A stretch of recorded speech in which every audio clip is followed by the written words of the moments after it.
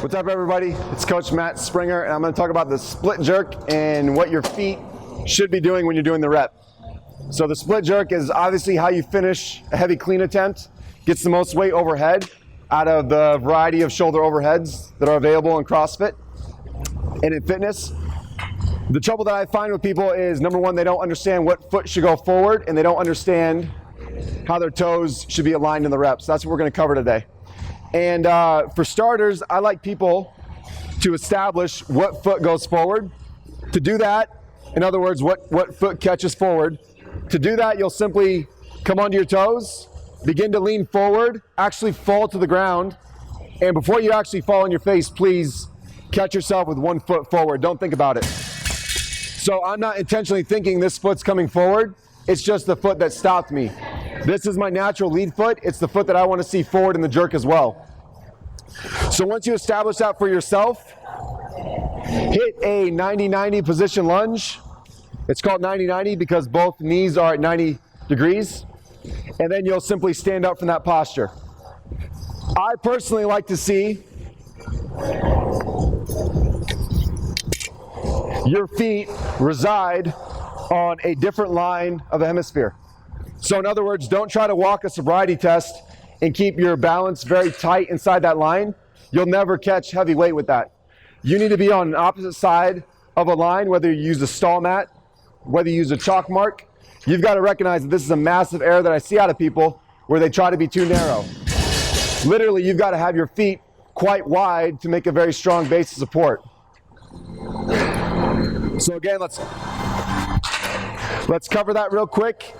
Figure out your lead leg, come 90-90, stand up from it, jimmy yourself around a little bit until you find that you are very, very stable. Some of the intricacies that I like to see with the rep, both toes are pointed inward to give me balance, and I'm putting about 60% of my weight in my rear leg actually.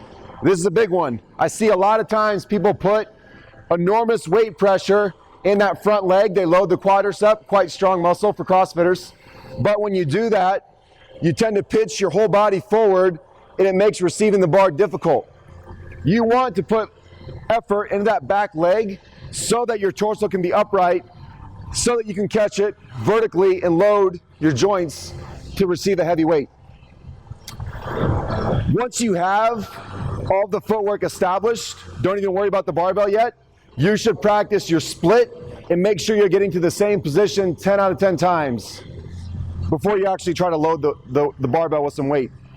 So to do that, good footwork to practice, hands in your hips, dip. And by the way, let me just say this, a dip, everyone, is kind of a plie, like a ballerina. Knees drive out, heels stay on the floor. It's not knees forward and on your toes. It's not this. It's this, upright. You got a heavy barbell, you can't bend over or that thing's dumping out the side. So when you dip, very upright, knees out, on your toes, and your split is gonna try to recreate and reimagine that same position that you just established statically. Dip, toes, split. Now don't rush this part. You can check out your footwork, you can check out your chalk marks on the ground, but before you stand up, you should feel like you're vertical, you got some weight on your back leg, and that rear leg recovers first.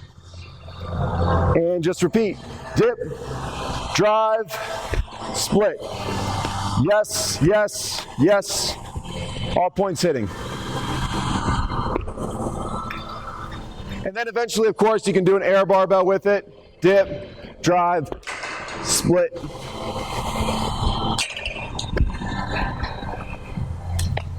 So I hope those things with footwork help everyone out. Again, establish what foot goes forward. It's just a free fall. Go into the 90-90 pose. Stand up from it.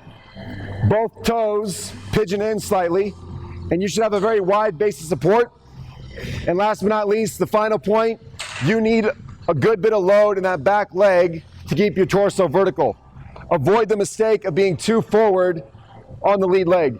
You do all 5 of those things and it's going to drastically help your split jerk moving forward.